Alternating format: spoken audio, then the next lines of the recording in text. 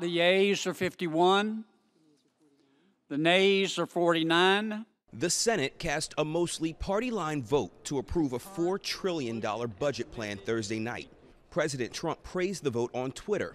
This now allows for the passage of large-scale tax cuts and reform, which will be the biggest in the history of our country. We have a once-in-a-lifetime opportunity to replace a failing tax code that holds Americans back with one that actually works for them.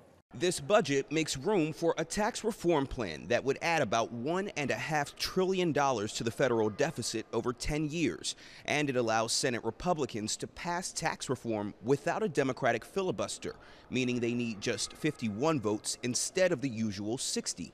Democrats say the GOP tax proposal benefits the wealthiest Americans the most. Essentially, it green lights tax breaks for the super wealthy in this country at the expense of everybody else. House Speaker Paul Ryan told CBS this morning that they will introduce a new tax bracket designed to keep the tax cuts from benefiting the top 1%.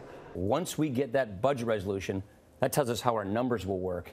Then we'll introduce the bill, which will have that fourth bracket designed to make sure we don't have a big drop in income tax rates for high-income people. Ryan says his goal is to get a tax reform bill out of the House in early November. Mr. Alexander. Giving the Senate several weeks to consider and pass it before the end of the year. Seth Lemon, CBS News, Capitol Hill.